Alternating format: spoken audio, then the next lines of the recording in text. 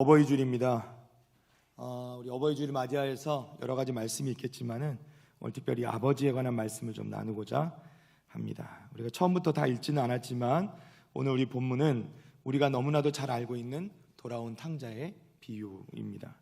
이 이야기는 예수님의 비유 가운데서도 단연 최고의 걸작으로 손꼽히는 것입니다. 영국의 소설가인 찰스 디킨스는 돌아온 탕자의 비유를 역사상 기록된 작품들 가운데 가장 위대한 단편이라 말씀했을 정도입니다.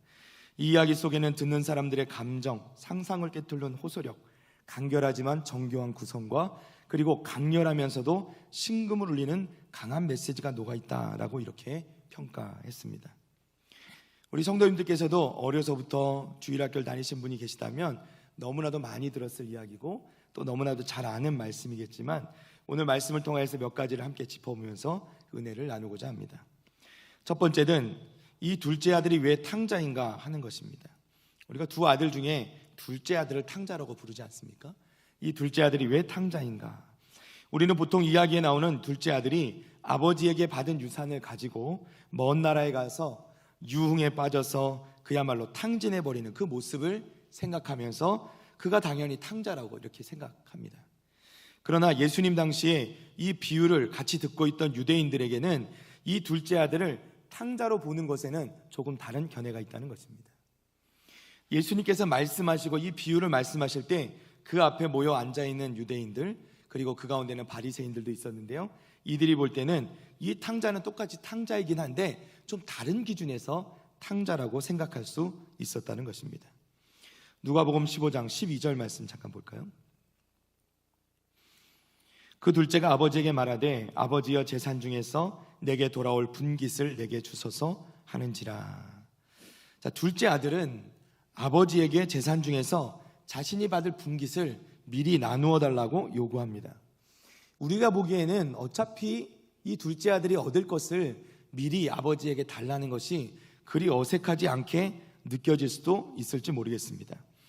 요즘 시대의 어떤 흐름에 따지자면 이런 아들이 있을 수 있고 또 대부분 요즘의 아버지라면 또는 어머니라면 당연히 이 정도는 그래 조금 마음이 상할지라도 내어줄 수 있는 것이겠죠. 그런데 이 1세기 당시에 이 예수님 당시의 유대인들에게 있어서 이 둘째 아들의 요구는 도저히 있을 수 없는 불효막심한 행동이었다는 것입니다.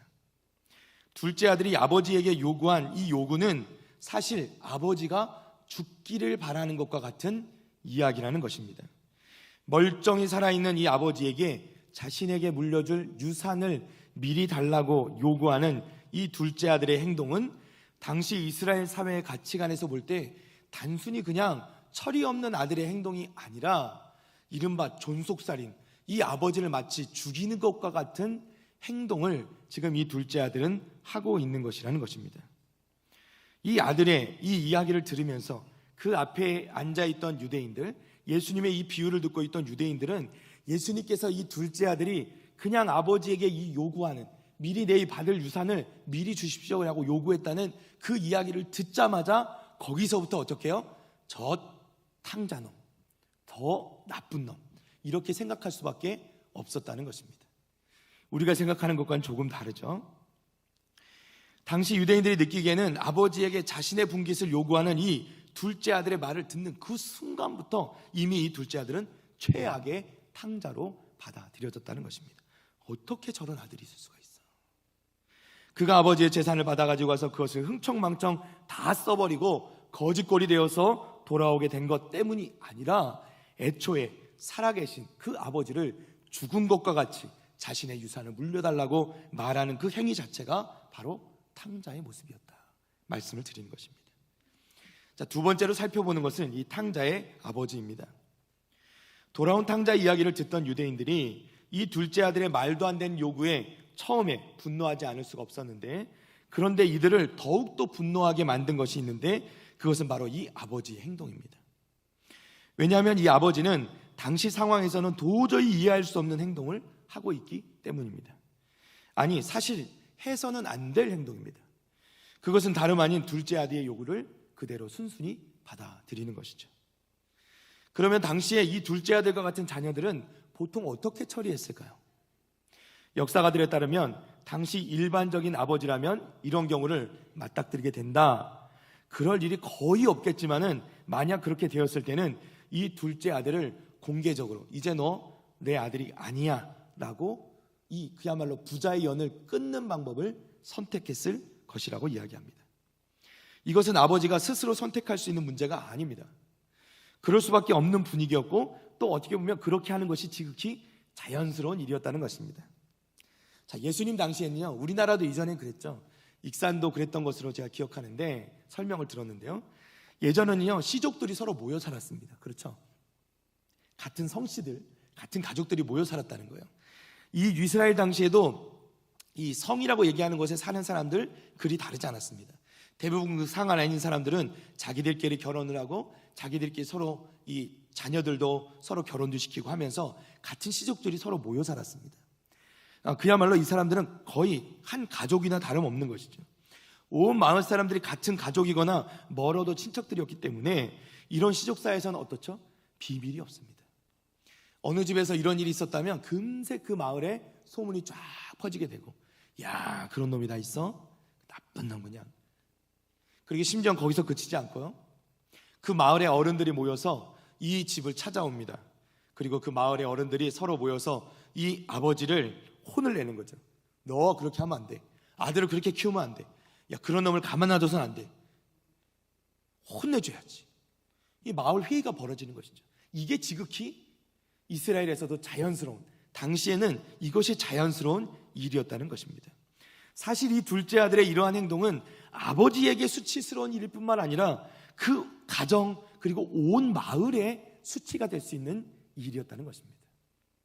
여러분, 예전에 우리나라 조선시대 때 한 마을에 과부가 있어서 그 과부가 정절을 잘 지키면 그 마을의 명예가 되는 뭘 세워주죠? 연려문이라는 것을 세워주지 않습니까? 이 연려문의 뜻이 무엇입니까? 우리 마을에는 이게 과부가 되어서도 정절을 잘 지키는 이런, 그리고 뭐 어머니도 잘 모시고 아버지도 잘, 효부가 산다. 이게 자랑스럽게. 그러니까 이 한 사람의, 한 가정의 명예가 아니라 그 온 마을의 명예가 되는 것이죠. 반대로 말하면 한 사람의 수치가 아니라 이 수치가 가정의 수치가 되고 마을의 수치를 가져다 두기도 한다는 것입니다. 결국 이 아들을 내치는 것은 그저 한 가정의, 한 가문의 문제가 아니라 이 마을 전체의 불명예를 떨쳐버리는 일이기도 했던 것이죠. 그러니까 이 아버지 스스로 마음대로 결정할 수 있는 일이 아니었다는 것입니다. 자, 그럼 보통 율법에서는 또한 이런 아들들을 어떻게 다루는가? 신명기 21장 18절로 21절까지 말씀입니다.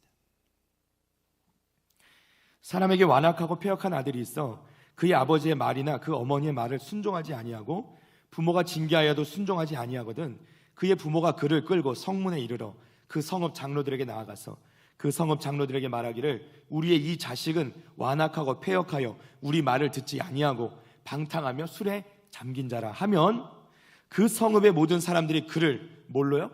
돌로 쳐 죽일지니 이같이 내가 너희 중에서 악을 제하라. 그리하면 온 이스라엘이 듣고 두려워하리라. 부모에 대하여 반항적이고 불순종하는 아들은 어떻게 해요? 죽일 수도 있다. 아니요, 오히려 죽이는 것이 마땅하다. 이렇게 말씀하고 있는 것입니다. 이 율법에 비추어 볼 때 지금 앞에서 이야기한 이 가족과의 관계를 끊거나 상징적으로서 이 아들을 그냥 이 내치는, 없는 아들로 치는 것, 이 정도는 과한 것이 아닙니다. 사실 율법대로 하면 이 아들은 죽어도 마땅한 아들이 되는 것이죠. 그런데 탕자의 아버지는 달랐습니다.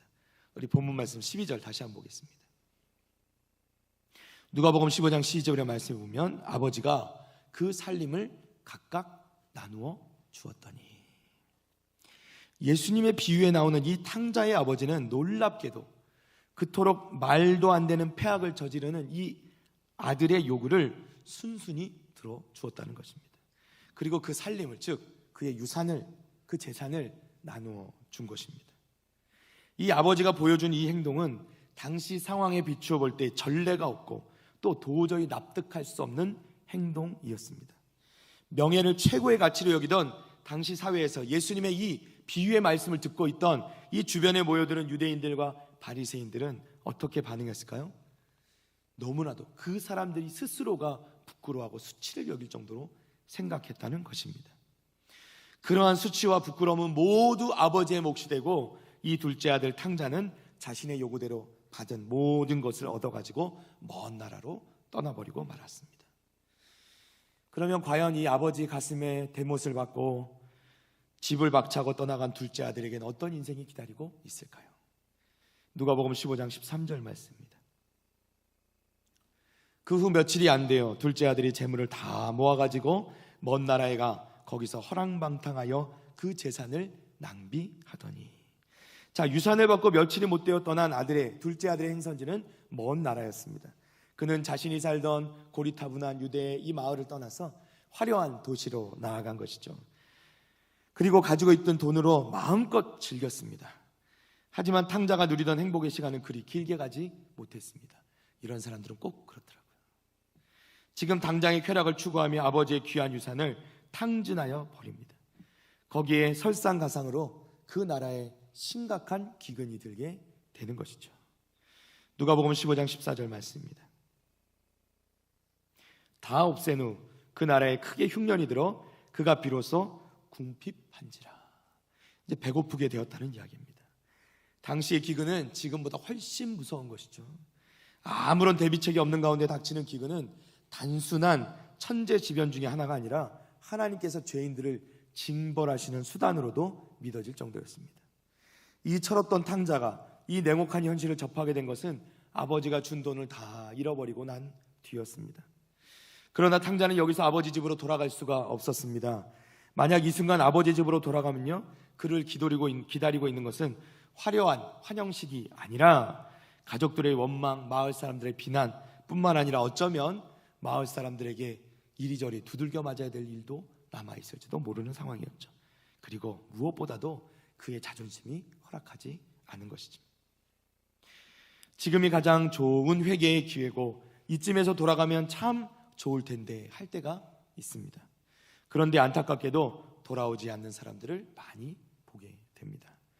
결국은 끝까지 가다가 완전히 부서지고 깨어지고 낮아져서야 두 손 들고 우리 하나님 아버지께로 돌아오는 어리석은 존재가 우리들 아닙니까? 주변에 혹시 믿지 않는 가족, 친척, 이웃들, 특별히 자녀들이 있다면 더 늦기 전에 회개하고 돌아올 수 있도록 강권해 주시기를 바랍니다. 그냥 권하지 마시고요, 강권하시기를 바랍니다.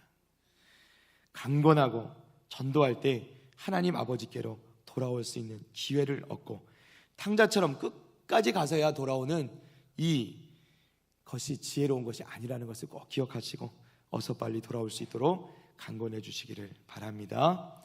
탕자는 결국 아버지 집으로 돌아가지 않고 다른 방법을 택합니다. 그는 아직 돌아갈 준비가 안 되어 있던 것이죠. 본문 말씀 누가복음 15장 15절 말씀입니다. 가서 그 나라 백성 중 한 사람에게 붙여 사니 그가 그를 들러 보내어 돼지를 치게 하였는데. 그는 그 나라 백성 중 한 사람에게 붙여 살기로 합니다. 아마도 종이나 머슴살이를 하면서 살기로 한 것이겠죠. 아마도 돈을 펑펑 쓸 때 그나마 좀 친분을 쌓아둔 친구가 아니었나 싶습니다. 그런데 대부분 이런 사람도 그리 좋은 친구는 아닙니다. 왜요? 직장을 허락해줬으니까 좋은 친구라고? 아닙니다. 그는 그 탕자를 들러 보내어서 돼지를 치게 한 것이죠. 우리가 생각하는 단지 그냥 돼지를 치는 일이 아닙니다. 이스라엘 백성들에게 있어서 돼지라는 것은 그들의 종교적 신념하에서 가장 혐오하는 동물 중에 하나였습니다. 레위기서 11장 7절에서 8절 말씀입니다.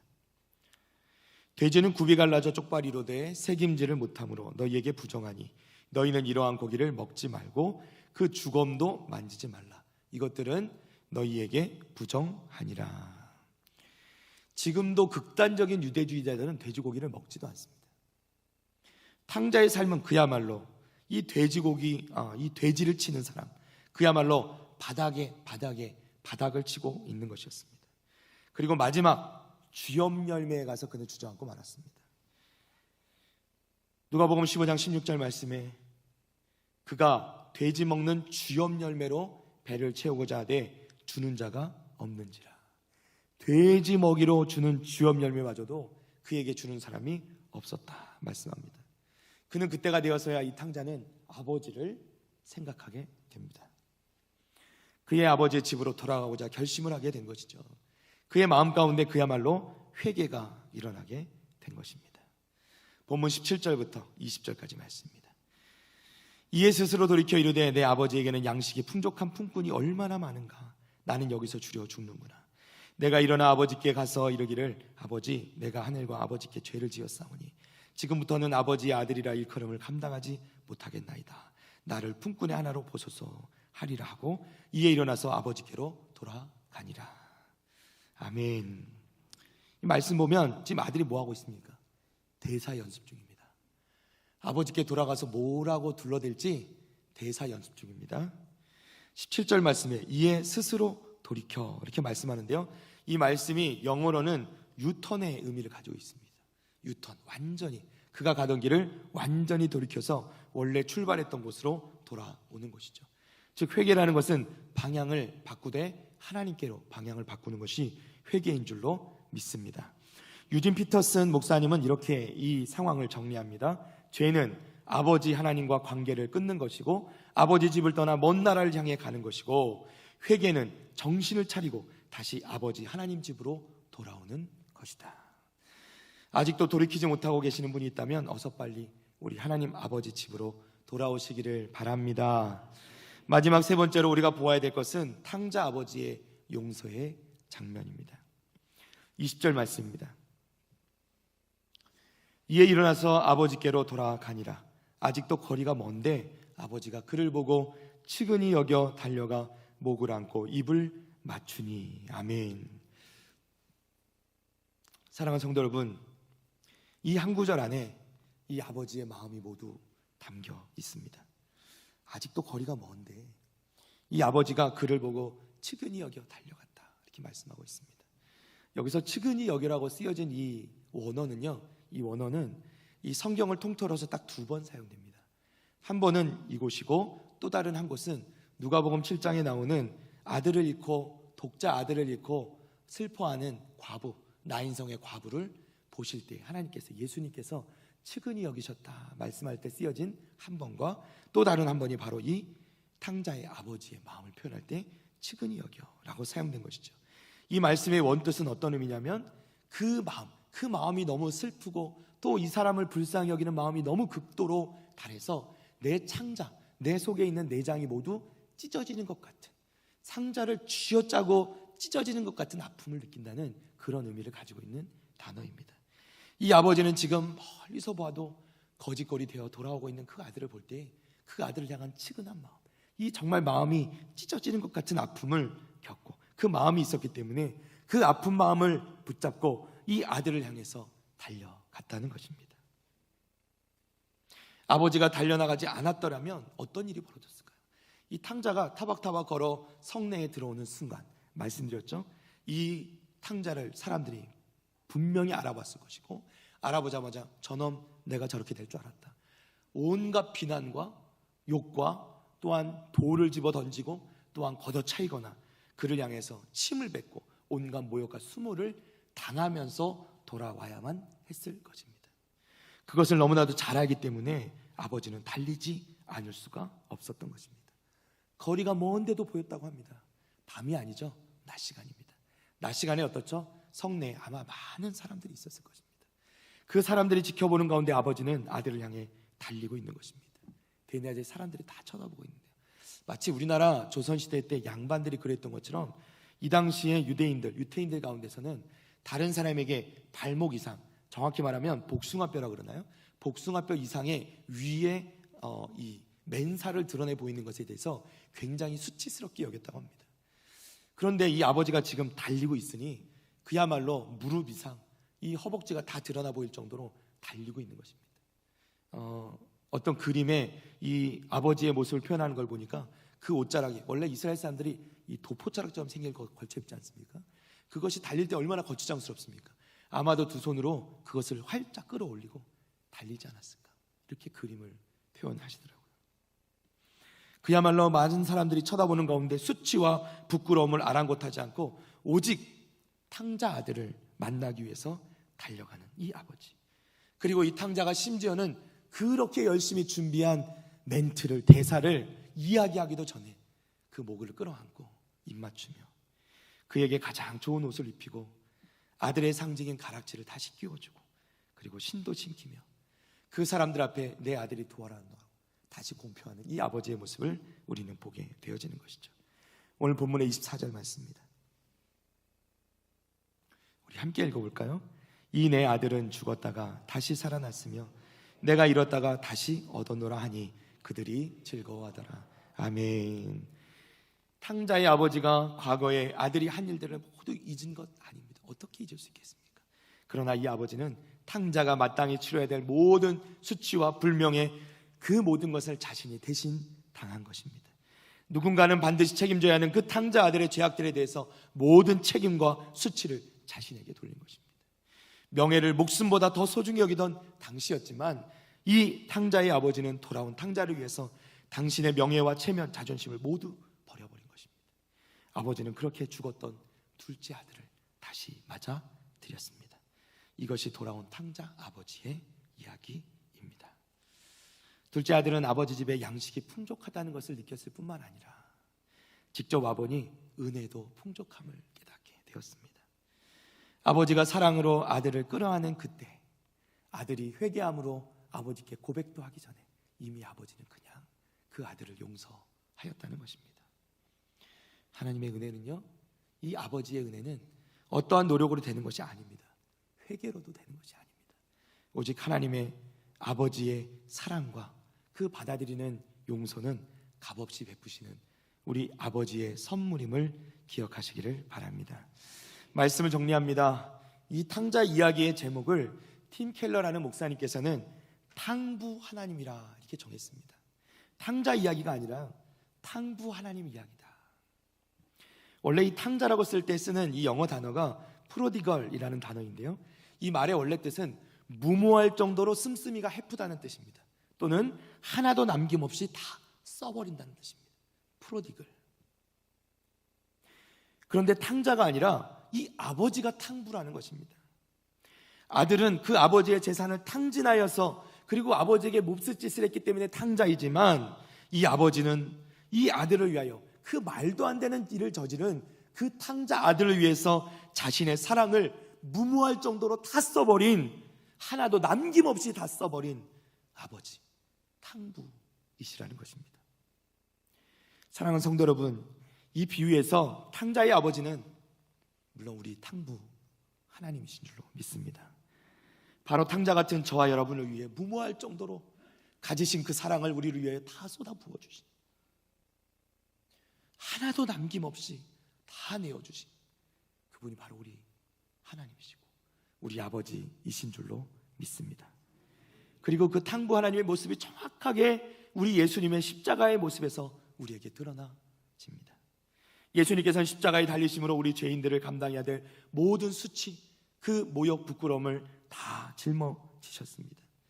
십자가에 달리신 그 예수님을 바라볼 때 우리는 그 예수님의 십자가에서의 육체적 고통을 생각하지만 당시의 유대인들, 크리스찬들은요, 그 예수님의 십자가를 묵상할 때마다 가장 먼저 무엇을 생각하냐면 부끄러움을 생각한다고 합니다. 수치, 모욕. 예수님께서 그 십자가에 달려 당하셔야만 했던 그 수치와 모욕을 먼저 생각한다는 것이죠. 히브리서 12장 2절 말씀입니다. 믿음의 주요 또 온전하게 하시는 이인 예수를 바라보자. 그는 그 앞에 있는 기쁨을 위하여 십자가를 참으사 부끄러움을 개의치 아니하시더니 하나님 보좌 우편에 앉으셨느니라. 아멘. 고린도후서 5장 19절 말씀입니다. 곧 하나님께서 그리스도 안에 계시사 세상을 자기와 화목하게 하시며 그들의 죄를 그들에게 돌리지 아니하시고 화목하게 하는 말씀을 우리에게 부탁하셨느니라. 아멘. 하나님께서는 그리스도 안에 계셔서 예수 그리스도의 모습을 통하여서 십자가의 모습을 통하여서 그 십자가에서 예수님께서 부끄러움을 다 참으시고 그 앞에 있는 기쁨, 그 기쁨이 무엇입니까? 탕자된 우리들을 구원하시고 우리를 용서하시는 그 기쁨을 위하여서 당신의 모든 것을, 그 부끄러움을 개의치 않으시고 우리를 위하여 그 사랑과 모든 것을 우리에게 쏟아 부어주신 탕부 하나님, 우리 예수님을 우리는 보게 되는 것입니다. 우리는 예수님의 십자가를 묵상할 때 우리가 느껴야 되는 감정은 얼마나 아프실까가 아니라 그보다 먼저 얼마나 부끄러우실까. 나 때문에, 나의 죄 때문에 저 자리에 서셨을 때 얼마나 부끄러우셨을까를 묵상해야 한다는 것입니다. 사랑하는 성도 여러분, 우리를 위하여 그 가지신 사랑을 남김없이 다 써버리신 우리 하나님 아버지를 기억하시기를 바랍니다. 우리를 위하여 하나도 남김없이 그 가지신 모든 것을, 하나님의 독생자 예수 그리스도까지 우리를 위하여 다 내어주셔야만 했던 그 하나님 아버지의 사랑, 탕부 하나님, 남김없이 다 쏟아주신 그 하나님의 사랑을 우리가 기억한다면 우리의 삶 가운데 어떠한 어려움도, 어떠한 힘든 상황도 이겨내고, 또 그 하나님을 바라보며 어떠한 수치도, 어떠한 불명에도 견디고 참고 반드시 승리하여 우리 하나님께 영광 돌릴 수 있는 삶을 살 수 있게 될 줄로 믿습니다. 사랑하는 성도 여러분, 탕부 하나님, 하나님께서 여러분을 그렇게 사랑하십니다. 여러분을 위해서 모든 것을 다 내어주셨습니다. 여러분은 어떻게 살아가시겠습니까? 시간 우리 다 같이 자리에 일어나